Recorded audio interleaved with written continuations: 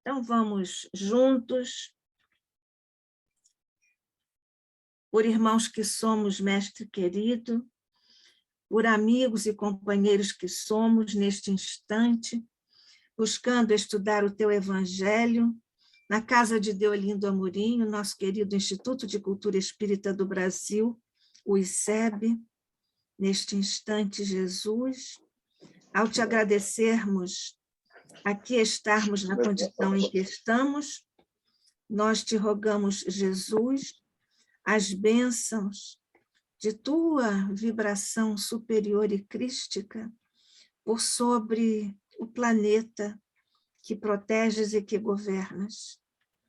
Nós, mestre, te rogamos neste instante que faças descer a tua misericórdia, as vibrações da compaixão, da tua proteção, do teu amor, por sobre todos os humanos sofrimentos na Terra de variada natureza. Mas te rogamos ainda, Jesus, que abençoes o nosso ICEB, todas as criaturas que aqui trabalham em ambos os planos da vida, todos os que se beneficiam e frequentam em ambos os planos de existência. Muito particularmente, mestre, multiplica os recursos em torno de nossos amigos espirituais queridos, nossos mentores, Deolindo Amorim e Jorge Andréia, representando todos os demais queridos corações. E neste instante em especial, nós te rogamos, mestre, que abençoes a nossa querida Rosa Rita Martins, que traz mais uma vez o fruto de seus estudos, de suas reflexões e de suas conquistas. Fica conosco, pois, mestre, concede-nos, como sempre, a tua clareza, mas a tua doçura, a tua harmonia para o nosso encontro desta noite. Que assim seja, hoje e sempre, sob a graça de nosso Pai. Nós estamos aqui com nossa Fátima Meirelles, que nos ajuda e é responsável pela nossa área digital. Olá, Fátima. Fátima? Ela estava ainda agorinha, que ele me ajudou a abrir o... Pois é, eu sei, mas agora ela não está. Mas, enfim, vamos começar, já que está sendo gravado, neste momento está no piloto automático. Podemos esnobar a Fátima. Tá.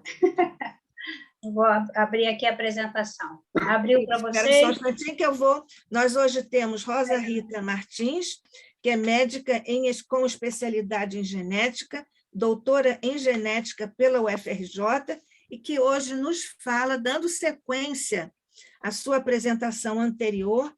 Hoje ela nos traz os reinos da natureza, mudanças de conceito do século XIX ao século XXI. Muito obrigada, Rosa Rita Martins, estando conosco mais uma vez. Vamos em frente. Tá. Vou compartilhar aqui a tela com vocês. Isto. Ver se hoje eu não faço a confusão que eu fiz da última vez.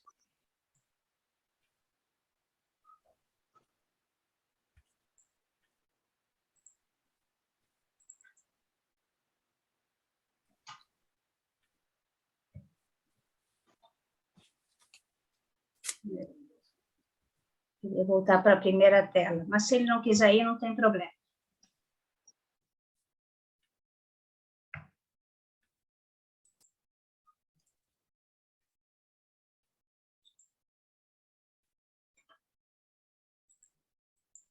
Pronto. Eu vou confessar para vocês, né, que eu quando escolhi esse tema, eu tinha todo um roteiro pré-estabelecido. Mas, na verdade, eu vou fazer o terceiro roteiro, porque eu fiquei tentando qual a melhor maneira de fazer. Eu falei, vou falar sobre a ciência do século XIX, do século XX, evolução da ciência, mas eu queria alguma coisa que fosse terminar esse conteúdo dos reinos da natureza, né, como a gente já tinha começado, e que a gente pudesse ter uma ideia da posição da doutrina espírita nesse processo evolutivo da ciência.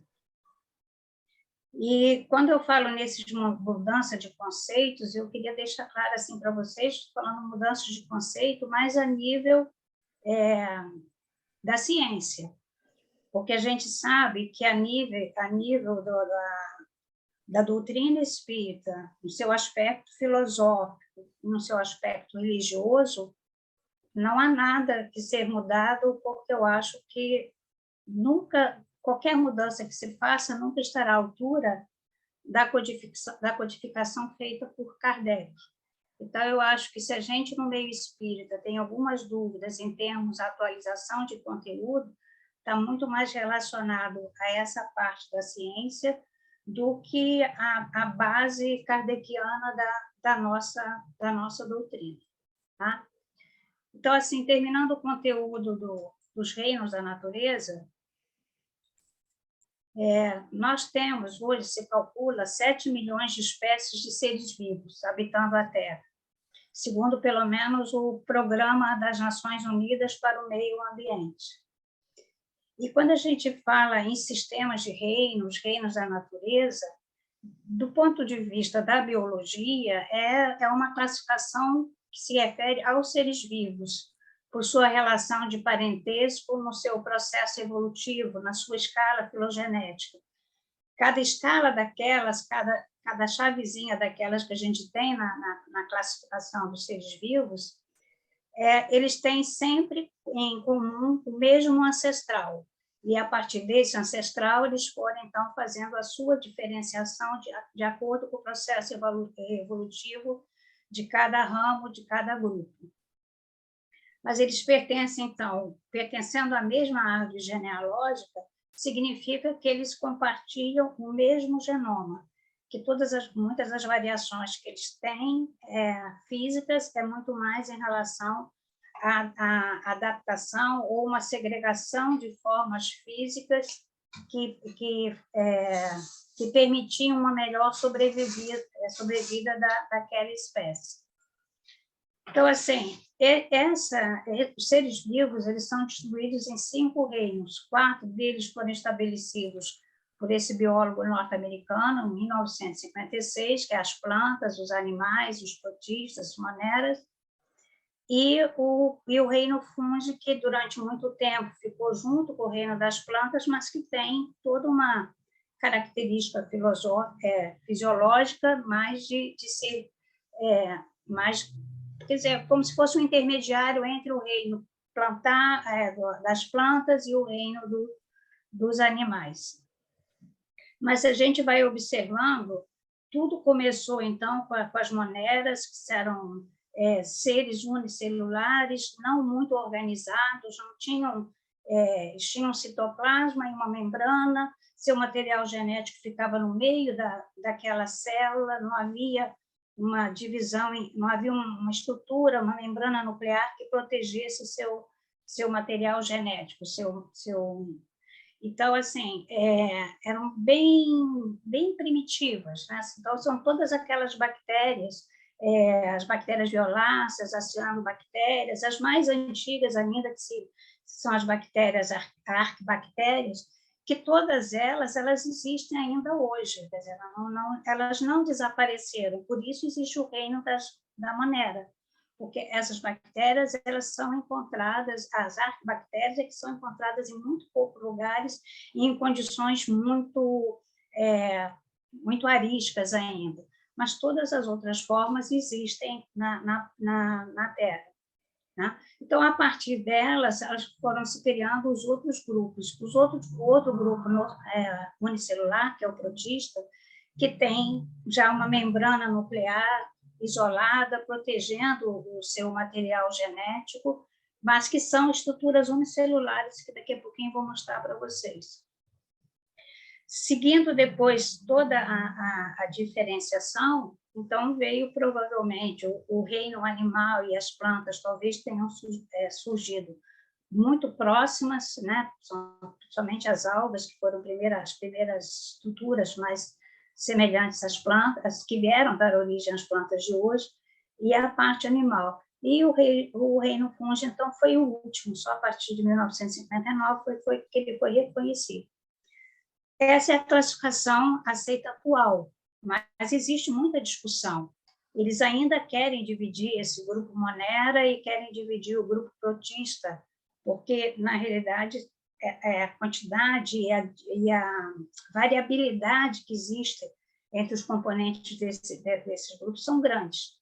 Então, assim, tem uma corrente que quer 7 reinos, tem uma que quer 6, mas oficialmente ainda são os 5 reinos, né? Então, o reino protista, né? Não, começar pelo Monera. O reino Monera, então, era o mais primitivo, mas, assim, a gente vê que é onde estão aquelas bactérias que a gente queria, né, que elas pelo menos não fossem tão patogênicas como os streptococcus, diplococcus, stafilococcus, aqueles que dão as infecções de modo geral. Então, engloba os seres unicelulares que não possuem uma membrana nuclear envolvendo seu material genético. Está presente em todos os habitats, né? São, então, as bactérias, arquibactérias, cianobactérias. O reino protista também é um grupo extremamente heterogêneo, mas vocês observam que já existe uma variabilidade muito grande e uma complexidade da forma, mesmo sendo seres unicelulares, alguns já têm flagelos, já se movimentam mais, né? Outros têm uma diversidade de estrutura, né? Uma estrutura celular complexa. E nesse grupo, então, a gente tem os protozoários, né? São o grupo maior. O reino fungi, que é o dos fungos, né? Que abrange as leveduras, o bolor, né? O nosso fermento, e todas as espécies de cogumelos. Geralmente, eles parasitam outros seres vivos para se alimentar e eles se reproduzem por esporos. A gente sabe que, para ser considerado um ser vivo, é preciso que esse ser se alimente e se reproduza, né, de alguma maneira. O reino das plantas, né, se calcula que há mais ou menos 500 milhões de anos atrás devem ter surgido as primeiras algas, seriam assim... Vocês lembram que eu falei da outra vez que tudo começou com fusão de bactérias? Aquelas primeiras bactérias, elas foram se fusionando junto com... Quer dizer, esqueci o nome agora das outras, que dão a energia para a célula. Mas aí elas foram se fusionando e foram começando, então, a diferenciar seres multicelulares, né? Então, com o tempo, as plantas também foram seguindo seu processo de diferenciação, tá? Até chegar nas plantas já com uma sexualidade, com gametos masculinos e femininos, né? Com ginosperma e angiosperma, e até as plantas, somente as flores mais diferenciadas. O reino animal é o mais evoluído. Quando a gente fala aqui mais evoluído, a gente está falando assim, mais na diferenciação de seu organismo físico, né? É mais complexo, seus órgãos, toda a sua fisiologia. Se divide em 2 grandes grupos, os vertebrados e os invertebrados. É um grupo de grande diversidade, compostos por mamíferos, peixes, aves, répteis, anfíbios, moluscos e os anelídeos, aqueles vermes que são do grupo dos invertebrados.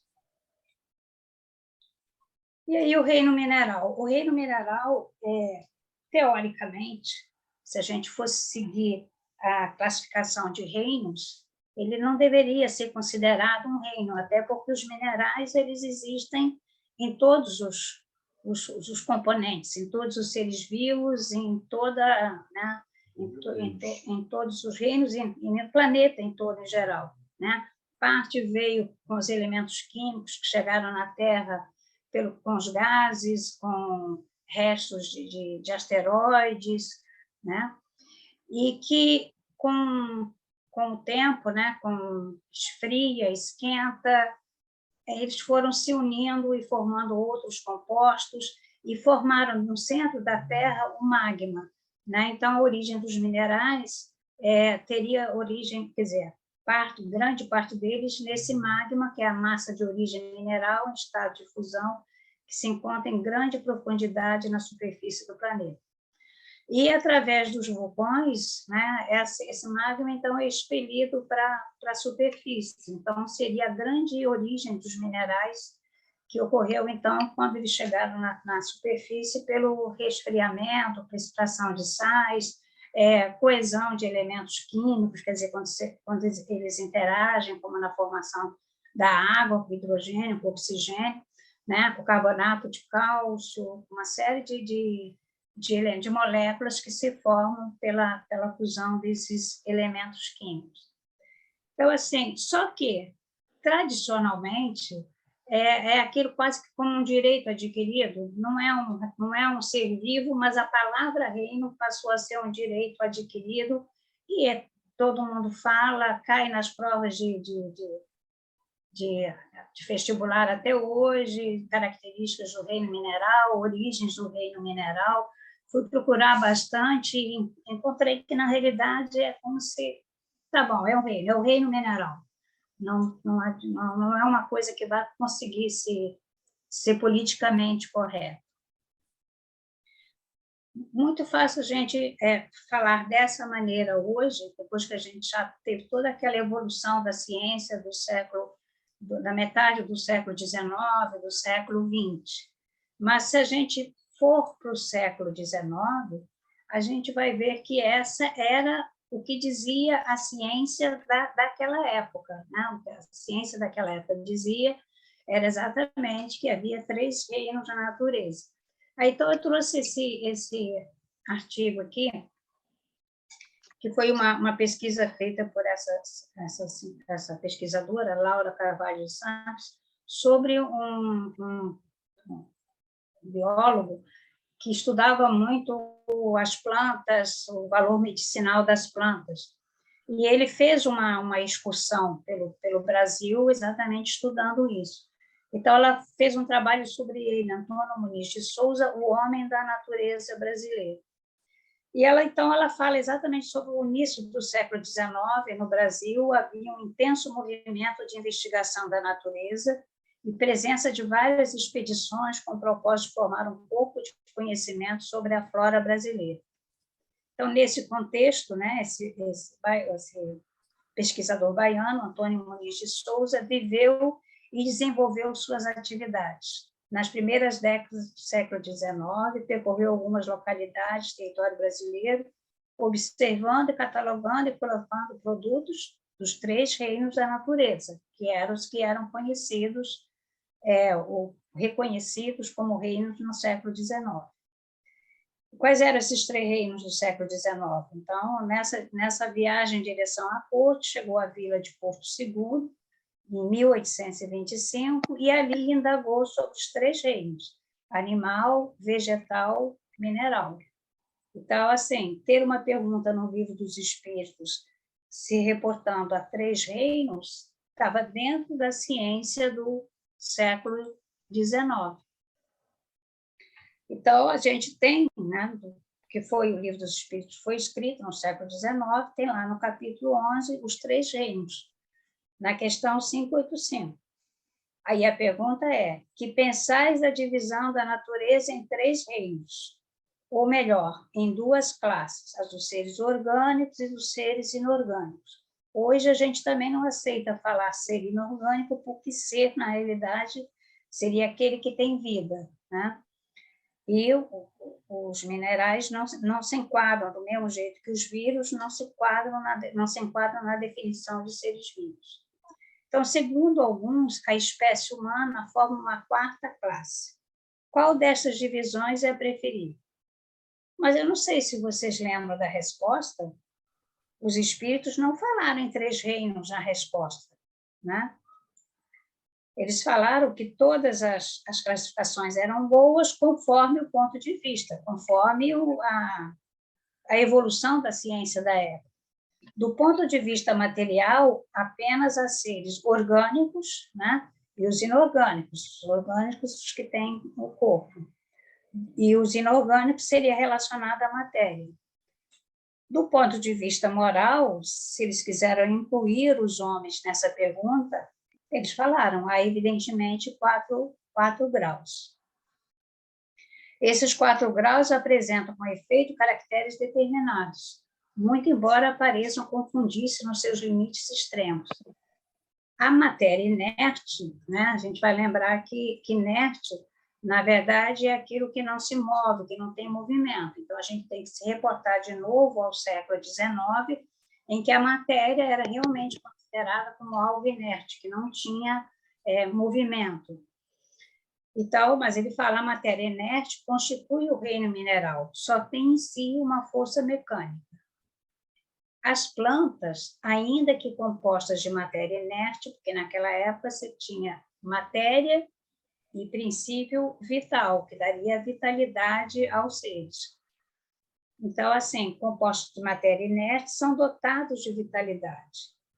Os animais, também compostos de matéria, e igualmente dotados de vitalidade, possuem, além disso, uma espécie de inteligência instintiva e a consciência de sua existência e de suas individualidades. Então, o inerte aqui está muito relacionado à matéria, né?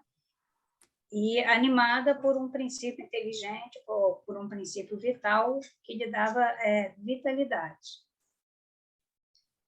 Aí eles complementam. O homem, tendo tudo que há nas plantas e nos animais, domina todas as outras classes por uma inteligência especial, indefinida, que lhe dá a consciência de seu futuro, a percepção das coisas extramateriais e o conhecimento de Deus. Então, vocês veem que não é na resposta dos espíritos que está em relação aos 3 reinos, embora na resposta eles falem sobre o reino mineral, né? Não falar nessa questão sobre as bactérias elas começaram a ser descritas, na realidade, no século XVIII, lá na metade para o final do século XVIII. Mas, naquela época, ainda não havia, né, como nós temos hoje, qualquer descoberta científica que seja feita de um extremo de um continente, o outro extremo do continente fica sabendo no mesmo momento, ou alguns dias e algumas semanas. Então, assim, se conhecia muito pouco sobre bactérias, sobre a sua composição, e ainda não tinha uma definição do que seria ser considerado um ser vivo. Então, consideravam um ser vivo a partir dos animais. Então, no século XIX, qual era a ciência que a gente tinha? Na realidade, foi o grande progresso da ciência começou exatamente no século XIX. Foi criada a palavra cientista pela Associação Britânica para o Progresso da Ciência. Foi iniciado o encontro anual dessa associação para que todos pudessem discutir. Essas discussões eram abertas à população em geral, não eram fechadas para os cientistas. Grandes desenvolvimentos em todos os ramos da ciência, engenharia elétrica, física, química, surgimento de sociedades científicas especializadas. Então, houve toda uma... A gente observa que no século XIX houve toda uma organização da ciência, né? Como houve uma organização, como se fosse uma mudança no próprio conceito de religião, entre uma religião dogmática e uma religião mais racionalizada, né? Como no próprio acesso da filosofia para todas as pessoas que quisessem estudá-la ou discuti-la. Então, foi iniciada a publicação dos periódicos científicos e de livros científicos populares, que já haviam começado no século XVIII. Isso tanto é realidade que, quando Darwin fez toda aquela pesquisa dele, toda aquela viagem pela América do Sul, desenvolveu toda aquela teoria dos seres vivos, descendendo o ancestral, evoluindo de acordo com o meio, interferindo no seu desenvolvimento, né? E o conceito de que os ramos evolutivos eram resultados, então, por uma seleção natural e sexual, quer dizer, os mais fortes desenvolviam, reproduziam mais, passavam mais as suas características genéticas. Quando ele lançou o livro dele, em 1859, a edição foi esgotada em 24 horas, quer dizer, apesar de toda a proibição que a Igreja fez com relação ao que ele falava no livro, né, que não era um livro que os católicos não deveriam ler, em 24 horas a edição que eles tinham feito foi esgotada. Então, assim, mas no século XIX, surgiram 3 ciências que foram, eu acho, pelo menos eu considero, extremamente importantes para a própria evolução do homem, né? Foi o surgimento da doutrina espírita em 1857, é o ano que se considera o surgimento da genética, em 1865, e a ecologia com Haeckel em 1866, né? A doutrina espírita, a gente sabe que começou em 1857, quer dizer, é a data que se dá, né? Com o lançamento do Livro dos Espíritos, do Pentateuco, da importância que teve e a receptividade. Era uma época em que todos estavam tão interessados em aprender, em conhecer, sair daquele bloqueio intelectual que tinha sido imposto pela própria Igreja Católica, sair daquilo e aprender e estudar cada vez mais. Então, eu acho que foi a época perfeita para que esses livros fossem acessados. Era uma época que, não só na França, mas como na Inglaterra, na Alemanha, havia uma procura muito grande por livros, né? por conhecimento. Os ensinamentos da doutrina espírita, né? que se aprendeu, né? foi a imortalidade da alma, a natureza dos espíritos, sua relação com os homens, as leis morais, a vida presente, a vida futura, o porvir da humanidade, importância do autoconhecimento, reconhecimento da nossa natureza espiritual, a responsabilidade no cuidado com o corpo físico, né? Nós aprendemos que o espírito é herdeiro de si mesmo, responsável pela evolução na vida presente, na vida futura e no porvir da humanidade. E esses ensinamentos surgiram numa mesma época em que Mendel estava mostrando que as características físicas eram herdadas do pai e da mãe. Pode parecer, para nós hoje isso parece tão lógico. Naquela época havia muitas teorias sobre como é que as características passavam, né? E na verdade, com os trabalhos dele, embora fossem em vegetais, os trabalhos de Mendel, mas ele mostrou que havia uma transmissão organizada de características físicas, né? 50% do pai, 50% da mãe. Então, nas plantas, você fazia o cruzamento e tinha exatamente essa distribuição. Isso foi extremamente importante, só que ele publicou isso em revistas ligadas à Igreja. Não era propriamente um interesse para a Igreja, esse tipo de divulgação. Então, os seus trabalhos ficaram praticamente guardados lá no convento, e só foram revisitados no início do século XX por 2 cientistas independentes. É como se eles viessem com essa missão: vamos lá resgatar os trabalhos do Mendel. Então, os dois começaram a publicar que as leis de Mendel não eram só para os vegetais, mas que também se aplicavam aos seres humanos. E, em 1906, foi publicado, então, o primeiro caso humano de uma doença com herança genética, né? Autossômica recessiva, aquele azinho que a gente aprendia antigamente, né? Que era o recessivo, indicando que as leis de Mendes se aplicavam, portanto, a todos os seres vivos. Então, nesse ano, né? É dado como a data da criação da genética médica, do estudo da genética, que foi uma característica interessante. A biologia e a genética, elas evoluíram primeiro nos vegetais, né? Nos animais que eles consideravam inferiores, mas é como se não se pudesse mexer no homem, né? Não se pudesse estudar o homem. Por isso, esse atraso em relação à genética humana, em relação à genética vegetal e animal. Haeckel, então, ele não só criou o termo ecologia, ele se preocupava muito com a destruição do planeta, né? Ecologia significa oikos, casa, né? Logos, estudo da casa, né? Quando eu estava fazendo o estudo, até o Luiz lembrou que oikos lembra muito oca, né? Que é a casa dos índios, né? Deve ter a mesma origem.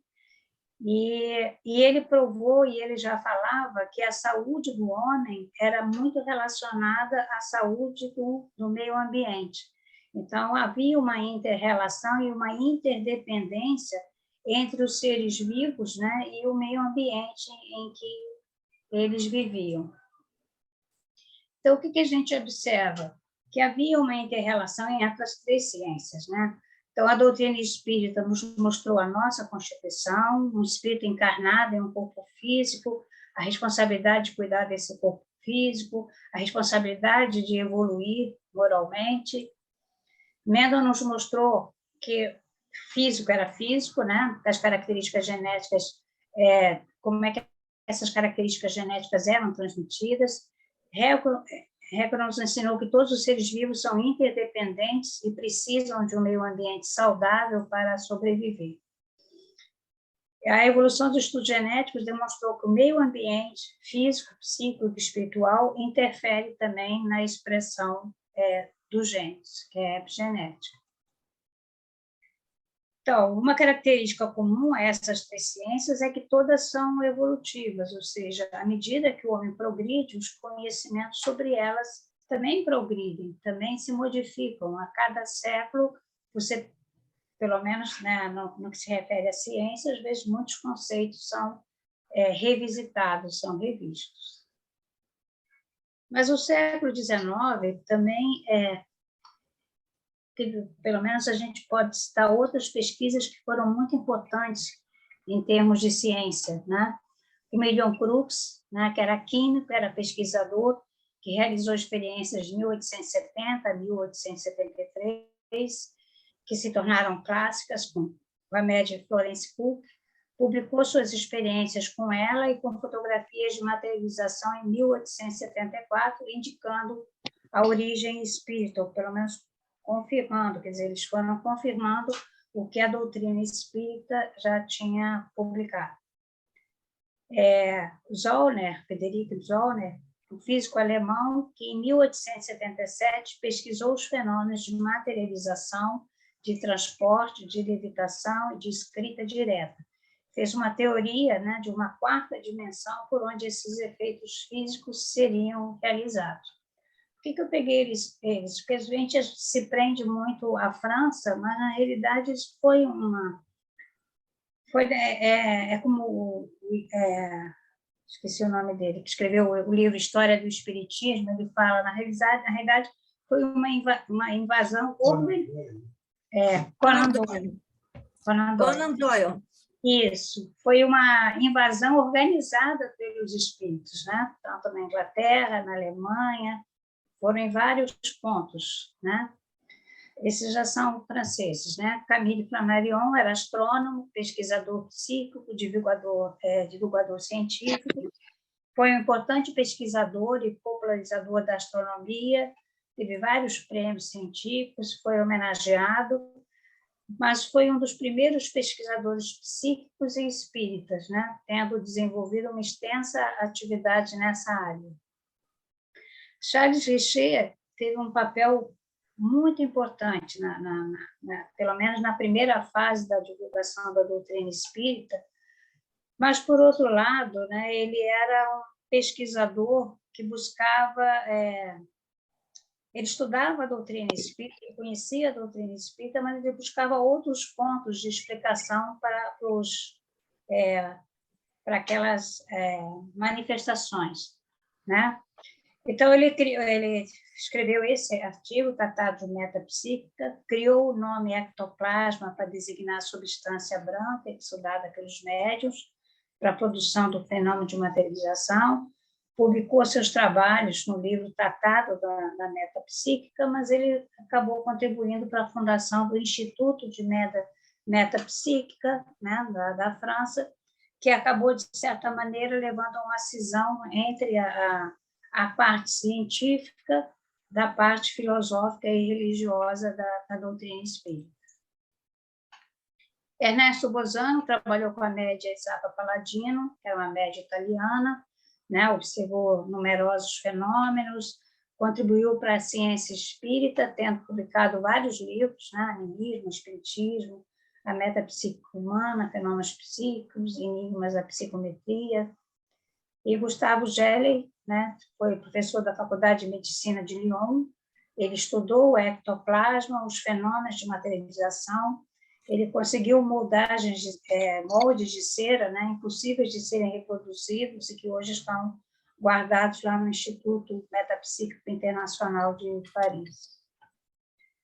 Mas a gente teve 3 personagens que foram muito importantes na transição do século XIX para o século XX, de maneira que a doutrina se mantivesse viva e aumentando a sua divulgação pela Europa e pelas Américas, né? Então, Camille Flammarion era astrônomo, né? Ele publicou 35 livros, vários deles publicados aqui no Brasil, falando sobre a pluralidade dos mundos habitados, os mundos celestes, Deus na natureza, o desconhecido, os fenômenos psíquicos, as casas mal assombradas. Eu só peguei alguns. Leon Denis é um personagem muito importante na história da doutrina espírita, porque tanto ele como Gabriel Delane, na realidade, eles foram preparados para o mundo espiritual para dar continuidade à doutrina e, se houvesse necessidade, serem colaboradores, como foram, de certa maneira, pelo menos o Leon Denis com o Kardec. Então, assim, mas eles levaram para o século XX, para o início do século XX, uma distribuição e uma divulgação muito grande da doutrina espírita, né? Então, ele tem vários livros também publicados aqui no Brasil, O Porquê da Vida, Depois da Morte, Cristianismo e Espiritismo, mas eu acho que os que a gente mais leu aqui ainda foram esses: O Mundo Invisível, no Invisível, O Problema do Ser, do Destino e da Dor, O Gênio Céltico, e Gabriel Delane. Gabriel Delane é um engenheiro, mas durante muito tempo até achava que ele era médico, porque quando você lê os livros de Gabriel Delane, você vê o quanto ele estudou até da área médica, né? Então, assim, dele eu acho que eu li quase todos os livros dele, né? Destaca-se o Espiritismo perante a Ciência, a Evolução Anímica, a Alma é Imortal, e ele fez muitas pesquisas, não só sobre a mediunidade, mas ele fez muitas pesquisas sobre a reencarnação, né? Quando a gente lê o livro dele, é todo baseado, né, ele ia onde tinha os casos, fazia a pesquisa, fazia as investigações e só publicava, e só publicou aqueles em que realmente ele tinha certeza de que a história era verídica. O século XX, né, já se destaca pelo estudo da matéria. Se estudou muito o espírito no século XIX. Próximo século que a gente poderá estudar o espírito, nós vamos ter que evoluir muito moralmente antes. Mas no século XIX, se a gente pensar bem, ela se destaca pelo estudo da matéria. Nós ainda estamos aprendendo o que é a matéria, né? Aprendemos que o nosso universo se expande, né? Então, assim, o século XX se destaca mais por isso. Estamos aprendendo o que é matéria, estamos aprendendo sobre o universo e tendo um desenvolvimento de tecnologia muito grande, principalmente em relação à comunicação. Então, a gente teve a teoria da relatividade, né? Tempo e espaço. Neil Bohr fez a descrição dele do átomo, surgimento da física quântica, né, por Max Planck. Nós descobrimos que a Via Láctea é apenas uma das bilhões de galáxias que existem no universo, né? 100 a 200 bilhões de galáxias. Não somos únicos no universo, aprendemos que o nosso planeta é pequenininho, não é nem que pertence a uma estrela de 30 grandeza, né? Então, assim, que é uma dos trilhões de estrelas que existem no universo. Então, a gente vai... estamos nos posicionando, nós estamos chegando mais perto do que nós somos na realidade. Deixamos de acreditar que éramos os representantes divinos da Terra, que eram o centro do universo e tudo mais rodava à nossa volta, para cada vez mais nos colocarmos no que realmente somos, espíritos em evolução, habitando um planeta, ida de provas e expiações. Outra coisa muito importante que a gente aprendeu também, quer dizer, além da hipótese, a teoria do Big Bang, é que o universo está em expansão, né? A gente sabe que tudo se movimenta no universo, mas a gente nunca teve essa ideia, como se sabe agora, que o universo se expande, nada está realmente parado no universo. E na área da tecnologia, né? Os primeiros computadores pessoais, a primeira rede mundial de internet, e agora praticamente você se comunica com o mundo inteiro e qualquer coisa que aconteça num outro extremo do planeta pode se saber no mesmo momento. Além da evolução do projeto Genoma, essa evolução tecnológica trouxe um grande avanço para as pesquisas, né? Não só na genética, mas em todas as áreas da medicina. A física quântica deu uma contribuição muito grande para todo o avanço diagnóstico, né? Hoje você tem exames de diagnósticos, principalmente de imagem, que te permitem fazer diagnósticos precoces e para tomar condutas médicas quando ainda se pode realmente fazer alguma coisa pelo paciente.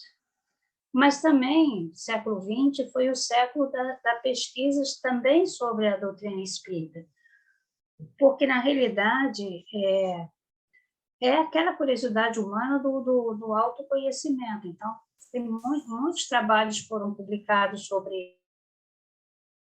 sobre reencarnação, sobre importância, né, da fé nos processos de cura e de imunidade, né? Mas eu só separei algumas coisas. Então, assim, esse professor, Hemendra Nath, o sobrenome eu não nem me atrevo a dizer, né? Que é da departamento... É Banerjee que se lê. Todo mundo é Banerjee. Por isso que eu não tentei nem ler. Eu sabia que não era com R, né? Então, assim, ele também fez muitas pesquisas sobre reencarnação, né? E publicou em 79 esse livro, né? Da vida pretérita e futura. E ele falava que para essas lembranças porque, na verdade, nós temos uma memória que seria extracerebral. Ele não falou em espírito, mas ele se referiu que seria uma memória que não estaria, que é ligada ao corpo físico, mas não estaria no corpo físico, né? Porque ele dizia que essas afirmações das lembranças de vidas anteriores, elas teriam que ser independentes do cérebro, porque o cérebro faz parte do corpo físico de agora, não teria como ter lembranças mais passadas. Então, ele falava que é fato científico que ninguém é capaz de lembrar o que não aprendeu anteriormente. Então, se não somos capazes de lembrar o que não aprendemos, é porque aprendemos. Se aprendemos, é porque existimos. Então, é uma maneira científica de falar sobre reencarnação, né? A existência de outras vidas. Além de todos os trabalhos sobre experiência de quase morte, né? Muita coisa publicada no século XX. Tem esse trabalho, né, que é um projeto internacional, né, sobre consciência durante o processo de ressuscitação, as pessoas que entram naquela fase de quase morte, mas que retornam, né? Esses especialistas da Faculdade Federal de Juiz de Fora fazem parte desse estudo, que é um estudo internacional, exatamente sobre isso, sobre essas experiências de quase morte. Então, assim, não se animem, considerações finais não quer dizer que eu estou acabando, não. porque na hora das considerações finais sobre isso. Kardec conhecia a ciência, conhecia os cientistas e os leitores do século XIX. Ele tinha de usar a linguagem científica da época para não correr o risco dos livros da codificação serem considerados como ficção científica e não atingirem o objetivo da divulgação da doutrina dos espíritos. Se ele teve alguma informação acerca da ciência que viria depois, ele com certeza descartou essas informações, porque era preciso que a doutrina dos espíritos que ela fosse aceita.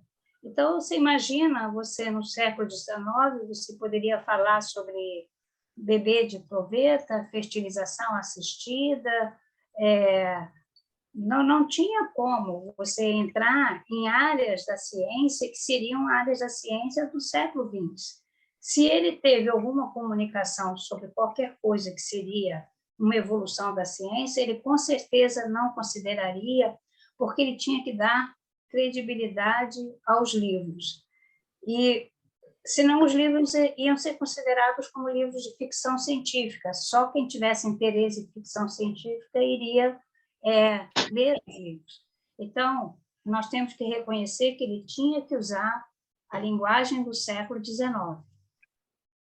Era preciso relatar os conhecimentos científicos da época e, ao mesmo tempo, ensinar e tornar compreensível a existência dos espíritos e do mundo espiritual a uma sociedade que estava se tornando materialista.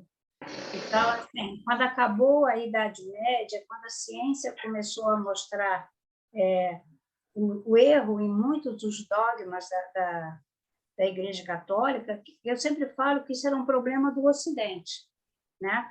Porque o Oriente sempre esteve muito bem orientado sobre espiritualidade. Mas na Europa, no mundo ocidental, a influência toda era da Igreja Católica, daquela igreja criada lá no século V, com todos aqueles dogmas que não podiam ser contestados, né? Você não podia chegar e dizer, o mundo não pode ter sido criado em 6 dias, né? Você não podia dizer que a Terra não era o centro do universo, senão você corria o risco de arder lá na floresta. À medida que a ciência entrou no século XIX, você começou a perceber que muito daquilo era histórias, mas que não tinham um fundo de realidade, você começou a criar uma corrente materialista. E essa corrente materialista estava crescendo muito rápido, porque muito rápido você conseguia mostrar que a Terra não poderia ser criada em 6 dias, que a humanidade não tinha só 6.000 anos, que os 6.000 anos estavam relacionados à história do povo judeu, não com a humanidade, que Adão e Eva não estavam sozinhos na Terra, que a própria Bíblia fala das outras tribos, para onde Enoque não, Caim foi para outras tribos, né? Foi para outras regiões, casou em outra região, então você tinha a população. E assim, eu me lembro das discussões com meu sogro, que era um católico, que era aquilo que a igreja dizia que estava certo, querendo me convencer que só existia Adão e Eva. E uma vez eu levei a Bíblia para ele e mostrei, aqui, seu livro, está aqui, que Caim foi para tal lugar, Adão e Eva tinham tiveram um terceiro filho, que era Enoque, que depois foi dar origem ao povo judeu. Ele disse, essa sua Bíblia aí está errada, você procurou uma Bíblia errada e não adiantava, que ele morreu com o conceito dele, que era Adão e Eva que deram origem à humanidade. Então, naquela época, você tinha uma sociedade que estava se levantando contra esses dogmas, tornando materialista. Por isso, a importância da doutrina espírita. Era preciso ensinar ao mundo ocidental a espiritualidade, né? Era preciso que eles entendessem que havia realmente outras vidas, né? Que a gente vinha à Terra para evoluir, vinha à Terra para progredir, que não era uma vida só. Então, era preciso também que esses livros fossem considerados como viáveis, né, em termos de aprendizado e conhecimento. Então, assim, por todo o conhecimento científico e filosófico que adquiria na formação profissional, Kardec estava pronto para iniciar a pesquisa sobre o mundo espiritual. Ele mesmo se refere ao método que ele usou, que era o método experimental, mas é um método experimental que se usa até hoje. A gente sabe que hoje muita gente faz tese de mestrado e até de doutorado baseado em narrativas, né? Onde você analisa as narrativas, os questionários que você fez sobre um determinado tema. Então, é um método que ainda se aplica hoje, em que você faz uma série de perguntas e você vai considerar as respostas, vai avaliar as respostas e aceitar como verdadeiras aquelas que têm a mesma resposta. Então, ele fala, nunca elaborei teorias pré-concebidas, observava cuidadosamente, comparava, deduzia consequências dos efeitos, procurava remontar as causas, por dedução e pelo encadeamento lógico dos fatos, não admitindo por válida uma explicação, senão quando resolvia todas as dificuldades da questão. Foi assim que procedi sempre nos meus trabalhos anteriores, desde a idade de 15 a 16 anos. Então, ele era exatamente assim, o cientista que estava pronto para a codificação da doutrina espírita. E nos dias atuais? Nos dias atuais, nós temos duas correntes no meio espírita.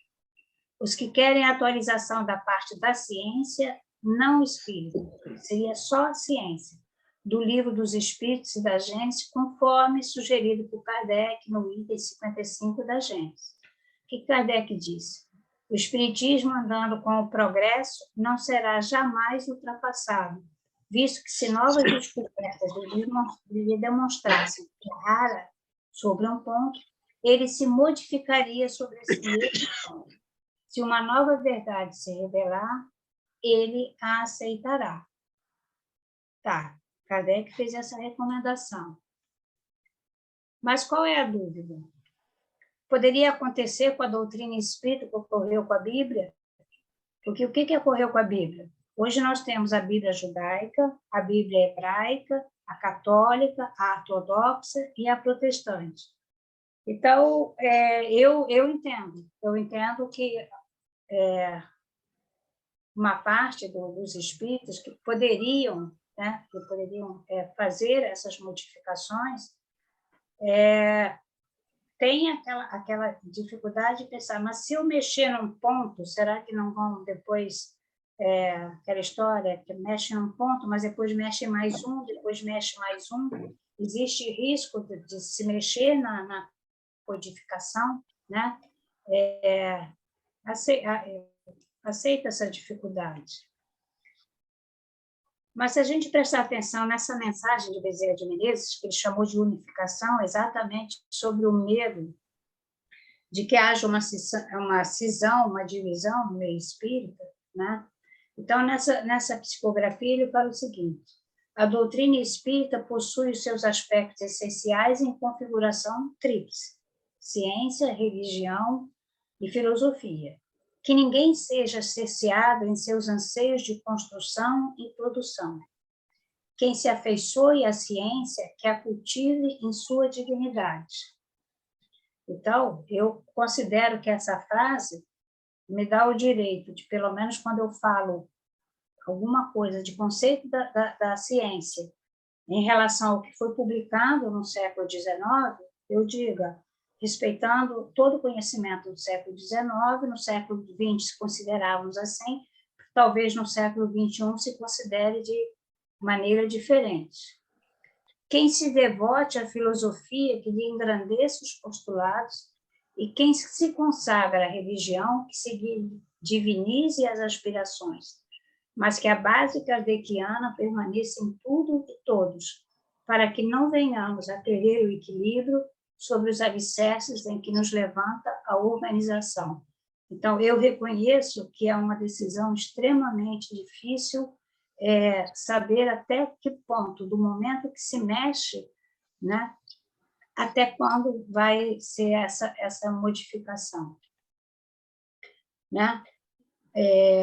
Porque, assim, há conceitos que eu concordo que a gente não tem, não pode mexer na base, né? Ou como ele falou, a base kardeciana, que são os princípios da doutrina espírita sobre a imortalidade da alma, a natureza dos espíritos, suas relações com os homens, as leis morais, a vida presente, a vida futura, o porvir da humanidade, tudo que está lá na primeira página lá do Livro dos Espíritos.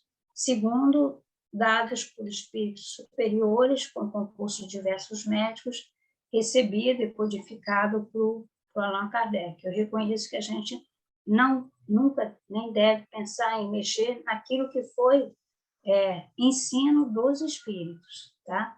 Agora, em relação à ciência, para mim, eu tenho muita dificuldade em aceitar. Eu assisti uma vez uma aula de uma amiga minha, diretora de escola, que foi falar sobre o capítulo 11, começou, e eu esperando que ela falasse alguma coisa. Não, três reinos, igual como está naquela primeira pergunta, ficou naquilo, foi falando sobre a diversificação das outras perguntas, e nada.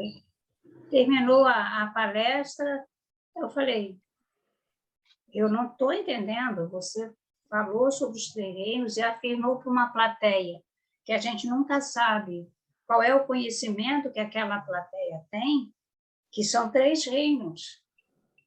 Aí ela me disse, não, eu sou fiel a Kardec, eu tenho que dizer o que Kardec disse. Para mim, isso não é fidelidade a Kardec. Eu falei para ela, eu sou fiel a Kardec. Eu digo que no século XIX eram os três reinos, mas que a evolução da ciência, né, que nós já estamos no século XXI, tem mostrado que agora nós temos 5, e talvez daqui a um tempo sejam aceitos 6 reinos. Para mim, isso é fidelidade a Kardec. Tá? Então, eu defendo uma atualização da ciência, defendo, mas não obrigatoriamente de se mexer nos livros, porque a gente não sabe até que ponto isso pode levar. O que eu contesto é os nossos palestrantes espíritas, quando apresentarem um tema que está desatualizado, que eles não atualizem, fazendo o respaldo que estava correto naquele ano, mas que não é mais aceito na era atual. Então, estou querendo trazer a discussão sobre isso.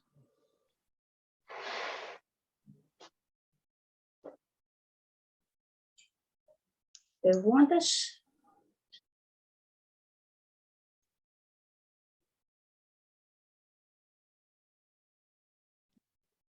Nádia? Sim, eu estou aqui atendendo. Eu estou seguindo. Tá. Não, eu já encerrei. Então, eu estou esperando agora o Cláudio, o Conte, o Rubim, saber a opinião deles. Porque eu acho que eles têm as mesmas dúvidas que eu tenho, mas eles podem ter posições diferentes. Eu tenho muito mais. Eu particularmente concordo com essa colocação da Rosa, né? Porque eu acho que a codificação ela tem que ser mantida lá no original, certo? Porque, como ela mesma falou, a gente não sabe os desdobramentos daquilo. E o que é certo hoje pela ciência, amanhã pode não ser, né? Então, se nós formos a atualizar o Pentateuco todas as vezes que a ciência muda de opinião, não é uma crítica, a ciência é assim, ela vai evoluindo conforme o conhecimento. Mas que essas observações elas realmente devem ser colocadas, né? Mostrando o que se pensa hoje. E é interessante, porque quando você faz isso, na verdade, até hoje eu não vi assim, uma negação dos ensinos de Kardec, né? Porque ele fazia análise. Ali no livro A Gênese, ele fez análises, e as análises podem continuar sendo feitas hoje com 5 reinos, 6 reinos, 7 reinos, ou quantos reinos vierem ser descobertos, né? Isso eu acho interessante. Agora, uma pergunta que eu queria fazer para a Rosa, se me permite, né? Quando você se depara com alguém fazendo, por exemplo, como você falou, falando sobre os 3 reinos, aí a minha pergunta é: será que todos os palestrantes espíritas eles têm essa visão, né, da ciência para conseguir se adequar? E eu faço essa pergunta porque uma vez eu respondi uma pergunta que estava, a minha resposta estava completamente de acordo com Kardec. E aí alguém criticou dizendo que a ciência já tinha... Bom, ele falou uma série de coisas equivocadas e falou que a ciência já tinha mostrado que aquilo não era daquele jeito. Só que, no mesmo mês, numa revista, no artigo da Nature, saiu uma informação, uma descoberta, porque tinha a ver com o surgimento da vida no planeta, né? Especialmente no reino humano. E aí nesse artigo da Nature, uma descoberta que eles trouxeram, e lá estava escrito que tudo que se conhecia até agora precisava ser reavaliado, né? E isso foi uma experiência que eu vivenciei, e aí fica sempre aquela questão, né? Eu sofri críticas porque não atualizei, mas só que a última informação era realmente que o que a ciência sabia, apareceu um grande ponto de interrogação sobre aquilo tudo, né? E aí eu coloco para você essa dúvida: como é que nós devemos proceder? Eu já contei para o Cláudio uma vez que eu passei uma situação muito semelhante a essa, quando eu fui falar sobre a Gênesis, naquela parte da astronomia, e eu ainda tinha feito umas pesquisas, entrado na internet, e algumas coisas eu até tinha cortado naquele capítulo que fala sobre os planetas. Só que tinha um astrônomo na sala, né? E o astrônomo me levantou, foi muito educado, e eu também consegui ser educada, mas ele disse: eu sei que a senhora até se atualizou em algumas coisas, mas a senhora não se atualizou em tudo. E não tem sentido eu, como astrônomo, estar aqui e ouvir conceitos que já saíram, já caíram, né? Eu sou uma pessoa estressada, mas nas situações de estresse eu fico extremamente calma. Eu sou o oposto. Eu disse: mas que bom, não foi por acaso que o senhor está aqui. Que bom que o senhor está aqui. Porque, por favor, nos atualize. Você vai me fazer um favor e vai fazer um favor também para todos que estão aqui. Ele veio, conversou, explicou os pontos, disse que não acreditava que aquele capítulo tivesse sido escrito por Galilei, porque ele disse que, mesmo para o século XIX, havia ali conceitos que não eram corretos, né? Mesmo se ele comparasse com o tempo. Na realidade, ele não era só um astrônomo, ele era um pesquisador mesmo sobre tudo. E tudo bem, ficou tudo bem, mas eu nunca mais aceitei falar sobre qualquer coisa que eu não domine, porque é uma mania que antigamente a gente tinha muito essa mania. Você vai fazer a pergunta tal, vai fazer isso ou fazer isso. Foi a última vez que eu falei alguma coisa, não. Para determinadas situações, vocês têm que chamar o especialista naquela situação. Nunca mais me meti. A lição serviu. Mas ele contou uma parte da história dele muito interessante, como é que ele chegou na doutrina espírita. Ele disse que a pessoa, né, que falou sobre a doutrina espírita, lhe deu o Evangelho segundo o Espiritismo. Então, o primeiro livro que ele leu foi o Evangelho segundo o Espiritismo. Ele se apaixonou pelo livro, e aí ele foi ler, então, leu o livro dos Espíritos, mas ele disse, eu vou ser extremamente honesto, se eu tivesse começado pela Gênese, eu nunca teria entrado numa casa espírita, né? Então, assim, eu particularmente nunca, eu acho a segunda parte da Gênese muito, muito boa, né? Fala da parte dos milagres e tudo mais. Mas, assim, quando alguém me pergunta da Gênese, eu digo, a primeira parte é uma parte que está desatualizada, porque é uma parte da ciência do século XIX. Muito do que está ali ainda é aceito hoje, como qualquer área da ciência, e muitos conceitos já foram revistos.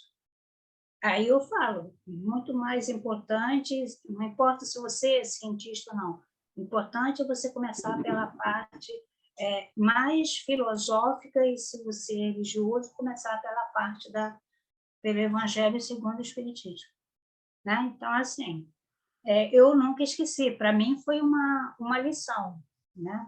Não só nunca mais aceitei áreas que fogem totalmente à minha área, como quando eu leio alguma coisa e eu procuro atualizar. Então, assim, se eu vou falar algum tema da ciência, eu realmente atualizo, entendeu? E se eu cito alguma coisa, eu cito dizendo, foi escrito no século XIX, quando essa era a ciência da época. Rita? Rubim. Oi, Rubim.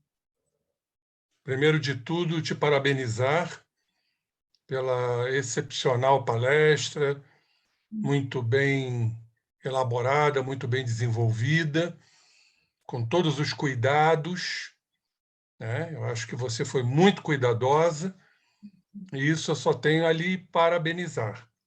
Mas você foi muito feliz, já talvez antecipando todo esse tipo de diálogo que estamos tendo, quando você disse, com muita propriedade, que a doutrina naquela época ela teria que realçar os aspectos científicos da época. Então, jamais poderia ser dito algo a respeito de projeto genoma, fertilização, né? Raios laser, coisas que não eram conhecidas na época. E Kardec foi muito feliz, Rita, quando nos disse que, se um dia a ciência comprovar o contrário, fiquem com a ciência. Em verdade, a ciência não vai comprovar o contrário. Quando estudamos os aspectos científicos, eu dentro da medicina, você dentro da genética, o Comte dentro da física, a gente começa a observar nos estudos profundos que nós não estamos adulterando absolutamente a doutrina espírita. Nós estamos trazendo aspectos científicos e que, em verdade, a doutrina espírita explica. Ela não explica a descoberta desses elementos, mas ela explica o processo evolutivo. Eu, por exemplo, dentro da medicina, dentro da psicologia que eu abraço, a gente vê tanta doutrina espírita ali inserida. Por exemplo, eu que sou um estudioso de Jung, gosto muito do Jung, Joana de Ângelis, a doutrina espírita está íncita ali. Então, jamais a ciência comprovará o contrário. Jamais. Ela vai, acho que você utilizou com muita propriedade este termo, ela vai aprimorar, ela vai atualizar dentro dos aspectos científicos. Eu estou estudando agora, estou apresentando aí para o Instituto, vou apresentar para Portugal, em Lisboa, o estudo do perispírito. Quanta coisa maravilhosa, quanta coisa a ciência está descobrindo, está colocando pontuações importantes que, em verdade, isso não contraria a doutrina espírita. Nós temos que entender que a doutrina espírita, sob o ponto de vista científico, das descobertas, a doutrina estava adstrita àquela época. Então, ela não poderia jamais falar, como você abordou aí com muita felicidade, de fertilização, de projeto genoma, de coisas que vieram com o tempo e outras coisas virão, mas que, com certeza, jamais irão adulterar a doutrina espírita. Pelo contrário, vão atualizar. Eu gosto muito de uma frase do Jorge André, a Nádia deve se lembrar, quando ele fazia uma referência a André Luiz.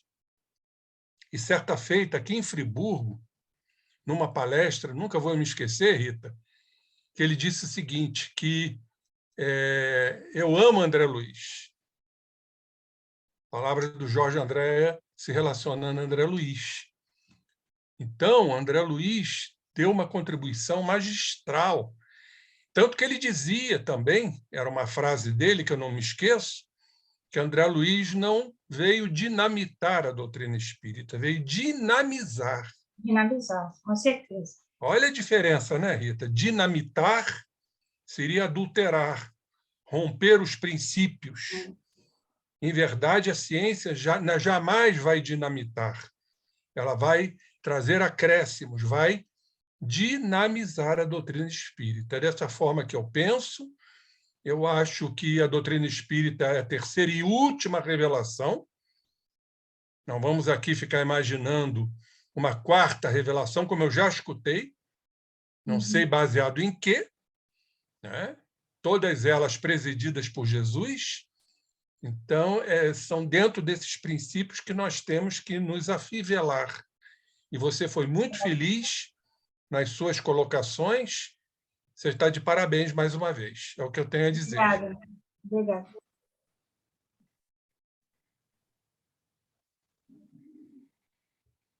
Alguém vai mais fazer alguma consideração? Então, eu vou. O Rubim agora usou um termo que você também, junto com ele, agora considerou, Rosa. Aqui no capítulo 1 de A Gênese, no item 55, que inclusive está em itálico, que nós todos sabemos de cor, que é caminhando de par com o progresso, o espiritismo jamais será ultrapassado, porque se novas descobertas lhe demonstrassem estar em erro acerca de um ponto qualquer, ele se modificaria nesse ponto. Se uma verdade nova se revelar, ele a aceitará. Então, não é exatamente o contrário, o oposto. É ele dizer que está em erro naquele ponto. Estar em erro pode ser diferente, mas não necessariamente o oposto, porque também pode ser um erro parcial ou total, que, aliás, o maior inimigo da verdade é a versão da meia-verdade, né? E, às vezes, nós encontramos isso, inclusive, no Espiritismo. Então, essa é uma questão muito importante que vocês dois levantaram. A outra questão, queria saber, Rosa, se esse astrônomo, ele disse por que ele não aceitava por que o Flammarion tivesse assinado aquele texto? Ele falou do Galileu Galilei, tem uma comunicação lá, tem um trecho assinado por Galileu Galilei, né? Toda a família Flammarion. Ele disse que pelo que era conhecido na época e pelo que ele conhecia toda a história do Galileu Galilei, né? Então ele dizia que pelo que ele conhecia da história dele, que eu não me lembro mais qual era o trecho que estava escrito, né? E que ele não teria assinado aquele livro, aquele capítulo. Só uma observação. Na Gênese não diz que é Galileu Galilei, não. Ele se apresenta como Galileu. Não entra o Galilei. Não, eu me lembro, que eu acho até que foi o Luiz até que falou. Agora que você está falando isso, eu lembro que o Luiz estava lá assistindo, e o Luiz falou assim, bom, mas podia ser um outro Galileu. Isso aí o Luiz falou no dia o Luiz falou isso. Quando eu falo sobre esse capítulo, eu ressalto que não foi Galileu Galilei, não. Não necessariamente, que é um Galileu. Assim como tem tantos Jesus, né? Então, quem é o Jesus?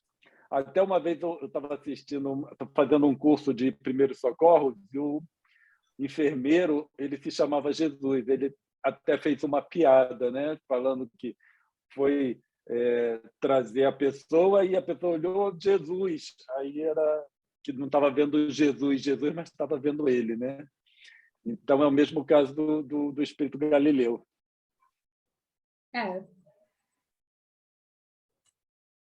Isso aí, o cara que você tocou nesse assunto, eu lembro que o Luiz levantou e pediu a palavra e disse que o fato de escrever Galileu não obrigatoriamente seria o astrônomo. Exatamente. Há uma outra questão também, que é o fato de por que a doutrina espírita não vai ser ultrapassada, que é o que está nesse capítulo 1, no item 55. Porque se nós tomarmos rigorosamente ao pé da letra o que está ali, existe no subtexto uma assunção da parte do Kardec de que pode haver algum erro na codificação. Eu nunca entendi assim, Nádia. Não, eu estou dizendo, ao pé da letra, se você tomar aquilo assim, pode ser entendido que há, mas ele levanta uma hipótese, se a doutrina se encontrar em erro. Mas eu acho que ele ali estava muito mais preocupado com a própria ciência, porque existia naquela época, como existe ainda hoje, né? Eu, por exemplo, não me pergunto se Marte é mais evoluído que Júpiter, se Júpiter realmente tem aquela cidade, não me pergunta nada disso que eu vou dizer. Não sei, né?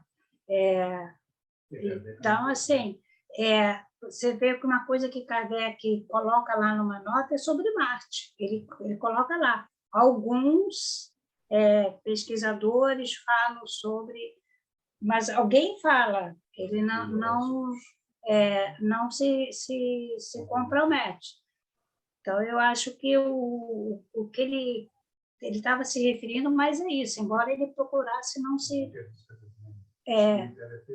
comprometer também. Mas são duas coisas. Uma coisa é quando a gente quer botar conhecimento da ciência, seja da ciência da astronomia, da biologia, da genética, da própria medicina, que a gente sabe que muito medicamento que você jura que é excelente hoje, às vezes você não precisa nem ir muito longe, daqui a 5, 6 anos o remédio é tirado do mercado, né?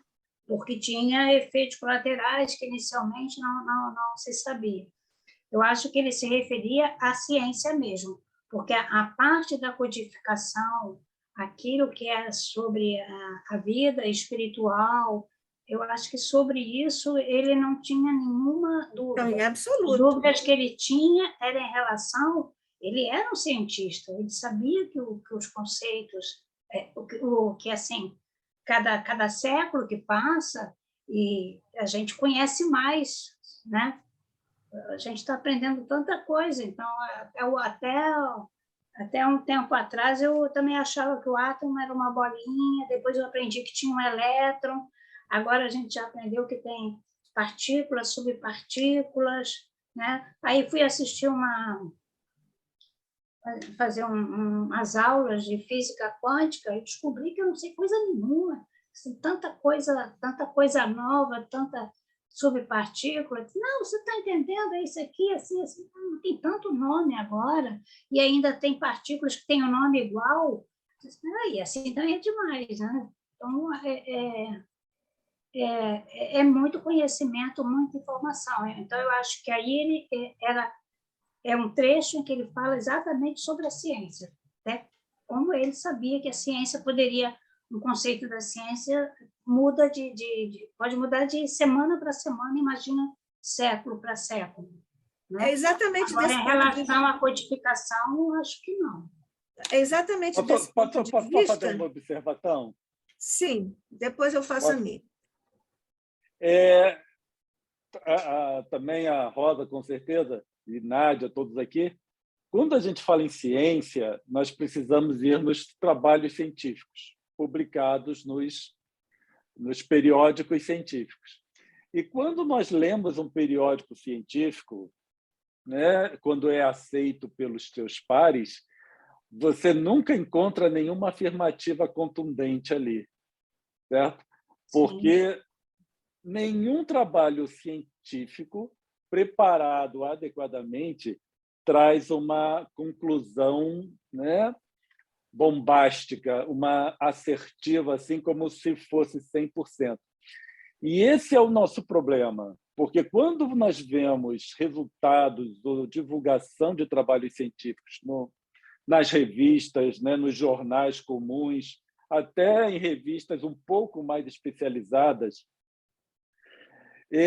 você encontra ali como se fossem verdades. Esses repórteres, né, relacionados com a ciência, eles traduzem aquilo como se fossem verdade.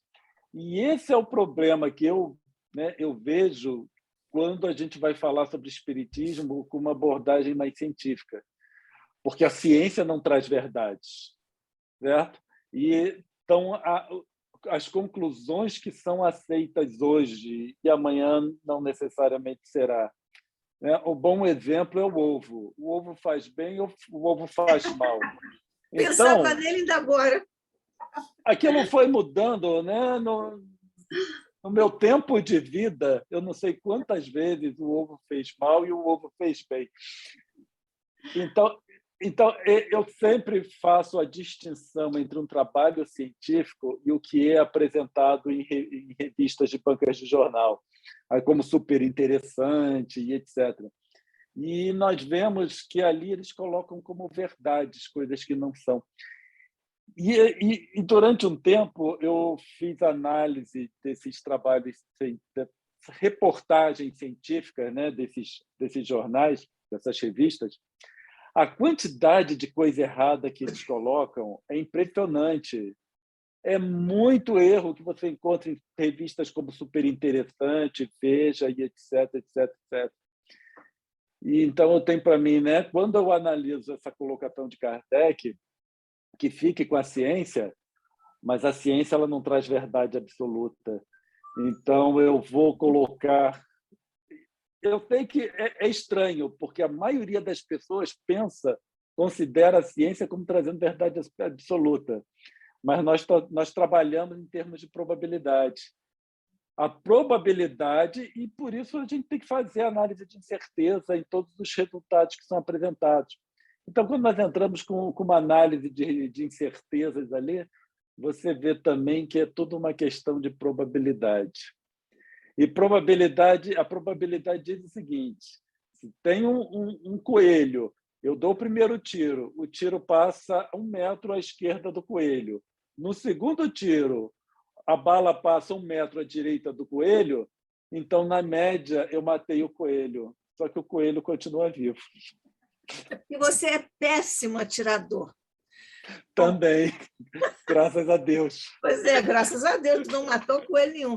Agora, essa questão, também entendo isso como sendo da ciência e não do espiritismo, mas há aí uma questão que uma leitura epidérmica nos conduz a uma questão de natureza filosófica. Quer dizer, se há uma possibilidade de, eventualmente, haver um erro, então a doutrina, então a codificação não está boa, não tem coerência interna de forma adequada, não vou dizer absoluta. Mas há um conceito em filosofia que praticamente ninguém fala nisso, só conheço isso pelo autor desse postulado, que eu já escrevi sobre ele na revista Cultura Espírita e também vou colocar agora num livrinho que vai sair, que é o conceito, nós conhecemos transcendência e intranscendência. Transcendência e... imanência e transcendência, é o que nós conhecemos, né? Existe um postulado filosófico que é o da intranscendência. É aquilo que está no bojo de uma ideia ou de um construto teórico que não está ainda explicitado, mas está ali do ponto de vista aristotélico, estaria em potência. É exatamente o que as conquistas da ciência, porque a ciência não está propriamente em erro, né? Ela está em evolução. Então, o que está em evolução não está em erro, está em evolução, porque tem uma potência ali que vai se transmutando. Então, tudo que está agora, que Rubin fala aí dessas questões de Jorge Andréa, de Joana, de Jung e tudo, isso está na intimidade profunda da doutrina espírita. Basta você ir tirando isso à medida, e isso vai de acordo com o ponto de vista moral. À medida que nós avançamos moralmente, nós avançamos cientificamente, porque nós não podemos avançar demais na ciência, porque moralmente nós faremos mau uso, né, dessas questões. Então, o conceito de intranscendência responde filosoficamente a essa questão do capítulo 1º, item 55, no meu modesto entendimento. Nádia. Oi. Aproveitando o ensejo, há uma colocação muito interessante no final do livro Triunfo Pessoal, da Joana, que ela faz uma abordagem sobre o luminoso. Sim. Baseado em Jung. E ela nos diz que o estado luminoso transcende a própria moralidade. Porque quando a gente ainda está adstrito a questões morais, né, buscando o processo de moralização, nós estamos ainda a caminho desse númen. Já quem se encontra nesse estado luminoso já transcendeu a própria moralidade. É aquela história. Eu sou, acabou. Eu não preciso ficar aqui avaliando as questões morais, porque eu já transcendi essas questões morais. É o estado luminoso, que foi tirado do Rudolf Otto, que era um pastor luterano, né? Alemão. Esse termo luminoso. O conceito de númen na filosofia vem de Kant, né? Um grande gênio, né? O gênio. Kant, que é digamos assim, o que preparou, ele é um profeta, né? O Kant é um profeta na filosofia, e ele preparou o campo para os subsequentes desenvolvimentos na Terra. Não é só em tal ou qual campo, é na Terra. Porque desde o século XVII havia duas posições, duas vertentes, né? Locke e Descartes, um de cada lado do canal, e ele veio trazer a confluência disso e levantar uma terceira coisa, que Hegel poderia chamar de síntese, né? Então, desse ponto de vista, e uma das coisas que o Jung diz, que o Jung tomou, claro, isso do Kant, é o númen, que é essa realidade inconsútil que está lá pairando na sua inconssutilidade, mas que tem uma pureza, digamos assim, que seria, assim, em termos teológicos espíritas ou do Evangelho, seria mais ou menos assim: o lírio mergulha no charco e não se contamina, não se polui, né? Então, o númen é isso, né? Que é a realidade última do espírito. Nós somos espíritos puros, só que no momento nós fomos criando tantas, eu nos julgo como cebolas, que a gente, com os nossos erros, nós fomos criando tantas capas, e que o Emmanuel chama de densa cortina do eu, que a gente diria ego hoje. Então, não é nada de númen isso aí, é quase que o oposto do númen. Tem uma colocação também bem interessante que eu gosto muito, do Jean-Yves Leloup, que é um Sim. extraordinário teólogo, PhD em psicologia, doutor em filosofia. Tive a oportunidade de conhecê-lo aí no Rio de Janeiro. E ele diz que ele faz uma escala dos desejos e dos medos.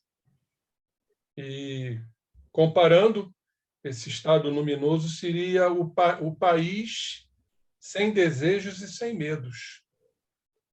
Interessante isso, quer dizer, é o eu sou, né? Eu sou o que eu sou. Pois é uma coisa fora, né? Fora, exatamente. Fora do tempo, fora do espaço, porque é. Uma outra coisa que eu queria colocar aí, até acrescentando o que o Conte falou, questão das pesquisas, né? E Kardec e a Rita colocou com muita propriedade pelo método experimental, e fica difícil às vezes, né, Conte, a gente saber o que é prova e o que é evidência. Uns até dizem que a verdadeira prova é a matemática, que essa não tem, é irretorquível. E o nosso querido Hernani Guimarães Andrade, no livro que ele fala da morte, ele cita aí, ele pontua muito bem isso, a questão das evidências. Trabalhar com as evidências, pois matematicamente, filosoficamente, prova é só a própria matemática. Eu queria que o Conte falasse sobre isso aí, fizesse essa abordagem. Isso é interessante, Rubim, porque a gente pode dizer o seguinte: um forte indício da minha teoria, seja ela qual for, estar certa, é se eu conseguir descrevê-la matematicamente. Tá? Então, se eu consigo criar ali o algoritmo que representa o conceito que eu desenvolvi, seja lá do que for, então nós podemos dizer um forte indício que está certo. Mas a Rosa, ela colocou que o nosso universo estava em expansão. Então, Einstein, quando formulou a equação da gravitação universal, ele levava para a expansão. Só que aí fala, não, isso está errado, o universo não pode estar expandindo.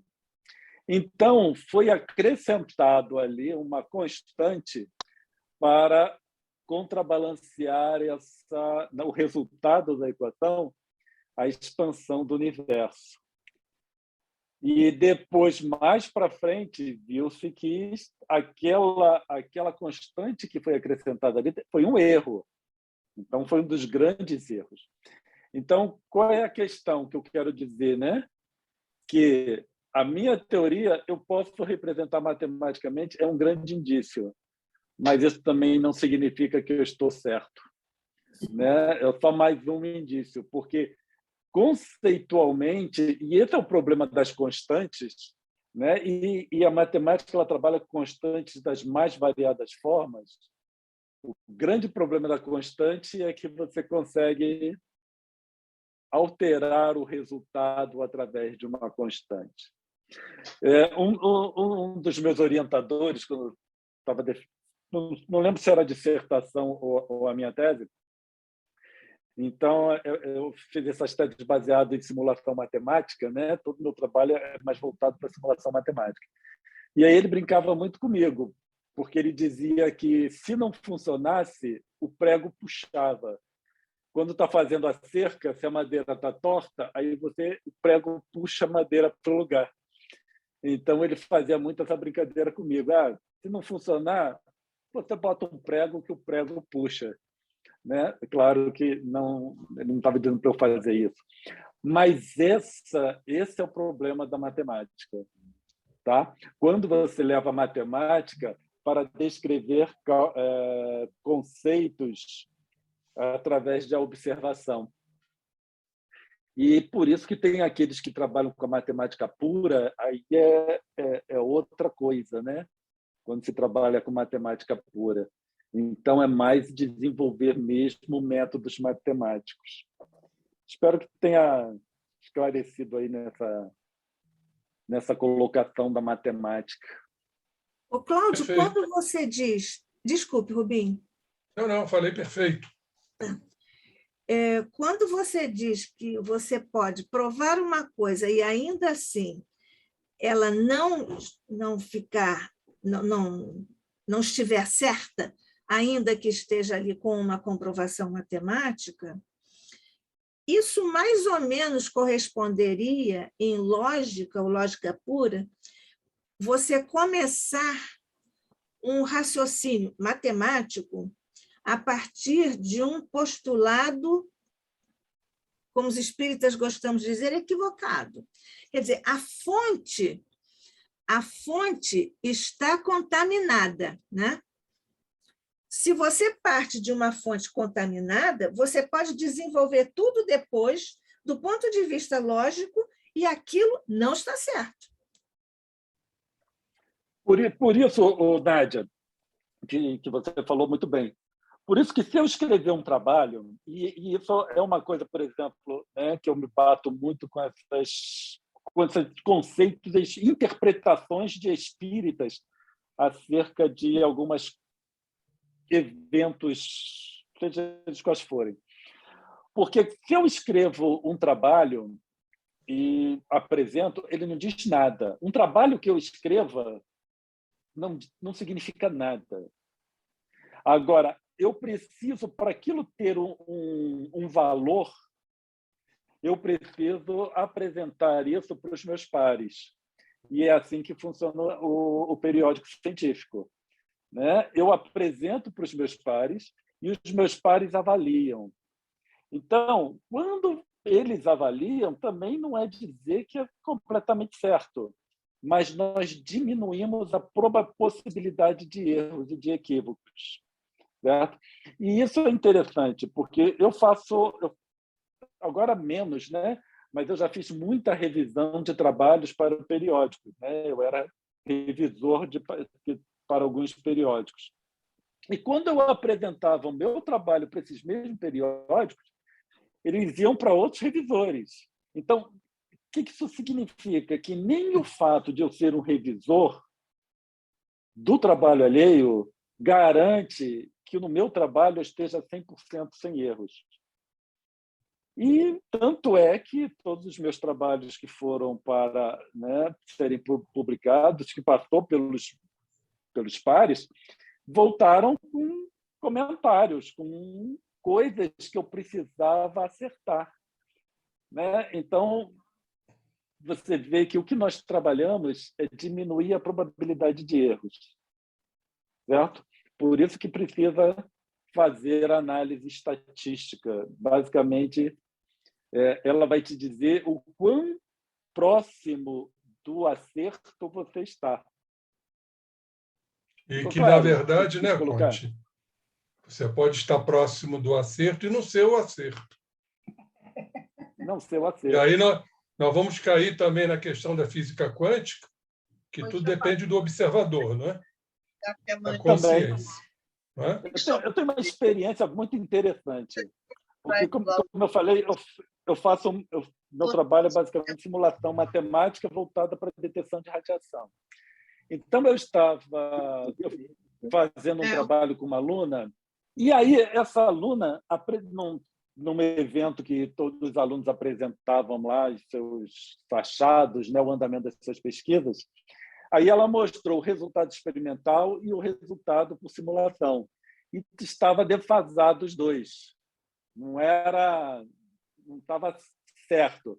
Aí um outro professor falou assim, eu acho que então essa simulação ela só precisa de um acerto.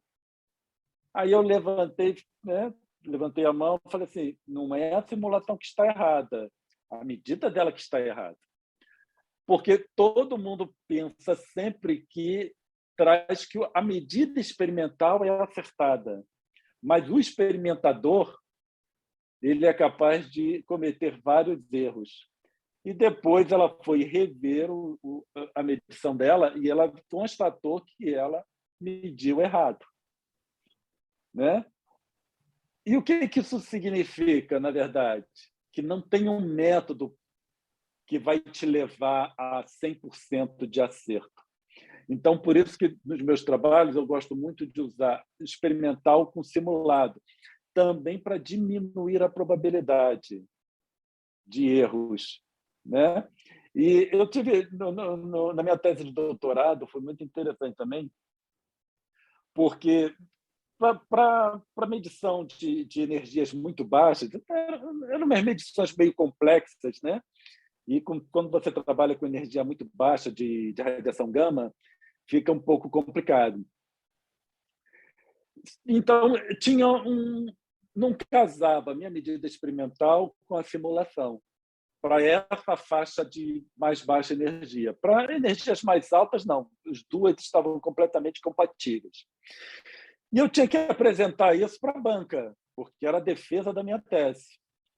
E quando eu apresentei, eu botei no gráfico e eu falei, se eu disser que o experimental está certo e o simulado está errado, eu estou dizendo que eu sou perfeito nas minhas medições. Agora, se eu disser que a simulação está certa e o experimental está errado, eu estarei dizendo que eu sou perfeito na simulação matemática. Então, qual é o resultado verdadeiro? É alguma coisa entre os dois, né? E passou, foi aprovado e ninguém contestou essa minha colocação. Então, o que nós trabalhamos é para diminuir a chance de erros. Mas existe uma região nebulosa em que você não sabe ao certo o que é certo e o que é errado. Assim como o ovo se faz bem ou mal para a saúde. Então, o ovo e mais vários outros alimentos, ele fica ali naquela área nebulosa. Então, se eu fosse só experimental, eu ia dizer que meu experimental está certo. Se eu fosse só teórico, eu diria que meu teórico está certo. Então, é uma área nebulosa. Eu diria que, em relação ao ovo, não é nem o observador, é o consumidor. Tudo depende de você mesmo. Se você tem os exames normais, seu colesterol é excelente, seu LDL está lá embaixo, seu HDL está lá em cima, coma quantos ovos você quiser, porque é um excelente alimento. Se a sua história familiar fala que a sua família toda tem LDL lá em cima, todo mundo tem risco cardiológico, é melhor você esquecer que existe ovo. É porque, Rosa, hoje já existem teorias mais avançadas, no sentido que o grande problema não está no colesterol, né? O grande problema são os carboidratos. Sim. As chamadas, os pós-brancos, né? A farinha de trigo, o açúcar e o sal. Se quisermos acrescentar um quarto aí, a gente bota cocaína também. O problema aí que está o grande veneno, né? O problema dos carboidratos é que quando eles são metabolizados para gordura. Exatamente. Nosso organismo lá, não, quando a gente não é para açúcar, não? Na pré-história, açúcar? Oi? Eles não são metabolizados para açúcar? Faz as duas coisas, hein? As duas coisas. As duas coisas. Metabolismo dos açúcares e das gorduras. Faz nos dois lados.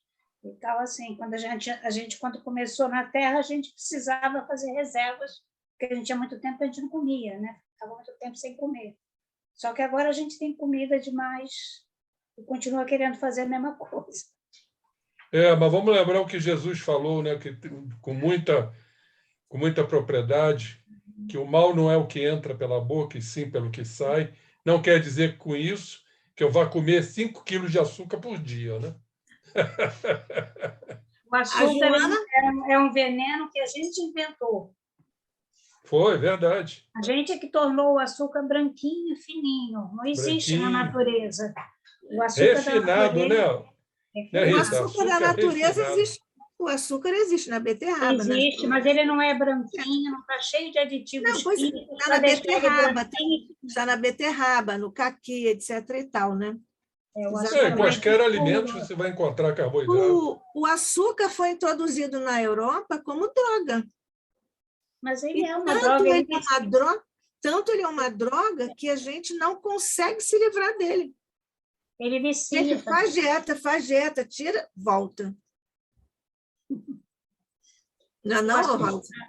Foi? Eu acho que eles colocam tanto aditivo para deixar o açúcar branquinho e fininho, que eu acho que, de alguma maneira, o organismo acaba dependente daqueles aditivos. Porque tem gente que não consegue ficar sem o açúcar. Você fala, ó, você tem opções, usa o demerara, mas a pessoa não consegue. Ela quer ver aquele pozinho caindo no café. É um vício. É um vício. Por isso que é droga. Por isso que é droga. É droga. É droga. A gente que inventou. Ele não existe na natureza. Nós inventamos várias, né? Essa é uma delas. O salzinho, aquele salzinho fininho também, a gente que inventou também.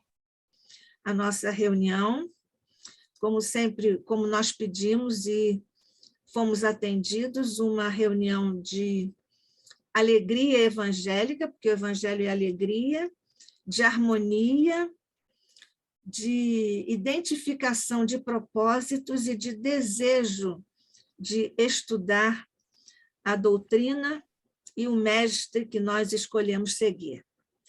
Então, vamos em postura de agradecimento, mestre amado, neste instante. Nossos pequeninos corações estão plenificados, mestre, da alegria que transborda do teu evangelho e que nós desejamos sorver, porque ela chega e nos ilumina, Jesus amigo, e nos conduz a raciocínios mais profundos, mais extensos, em descortinos cada vez mais amplos, nos horizontes que se desdobram a partir da tua mensagem de luz, de paz e de amor. Nós te agradecemos, Jesus, por tudo que temos recebido de ti, de tuas mãos, de tua proteção, de tua mente e de teu coração. Sobretudo, Jesus, nós te agradecemos por estarmos aqui no ICEB, pelas luzes que jogas por sobre o nosso querido Instituto, por sobre todos os nossos mentores queridos e por sobre todas as criaturas que aqui estudam e trabalham em ambos os planos de existência. Ainda te rogamos, mestre, que continues a nos conservar neste clima de amizade, alegria, fraternidade e estudo, desejo de conhecer e de servir. Hoje, muito especialmente, nós te rogamos e te agradecemos as bênçãos por sobre nossa querida Rosa Rita Martins, que nos trouxe mais uma vez seu estudo preciso, cuidadoso, iluminado, para que as nossas discussões pudessem ser suscitadas em clima de harmonia, mas de profundidade, na busca de angulações cada vez mais ricas dos temas que trazemos, ou que são trazidos naturalmente, intrinsecamente, pelos temas que são próprios da programação do ICEB. Ao te agradecermos, portanto, mestre, ao agradecermos pela presença de todos os irmãos que conosco estiveram em ambos os planos de existência, ainda te rogamos, Jesus, distende os eflúvios de tuas mãos por sobre o planeta, Jesus, que atravessa nestes duros tempos por ti anunciados as experiências necessárias, ainda que dolorosas. Mas nada, Jesus, que escape a tua presença generosa, compassiva, iluminada e protetora. Permite que o manto de Maria faça também que essas vibrações dessa maternidade espiritual, por legado neotestamentário, possa assistir todos os nossos irmãos em dificuldades, algumas extremas, mestre, nos dias que correm. Fica conosco, abençoa-nos a todos em nossos esforços, ainda que incipientes para o bem. Guarda-nos na tua paz e na tua luz. E abençoa os nossos caminhos, todos eles em nossas atividades, até o nosso próximo encontro aqui no ICEB, na próxima sexta-feira. Paz e luz a todos nós, hoje e sempre, sob a graça de nosso Pai. Assim seja.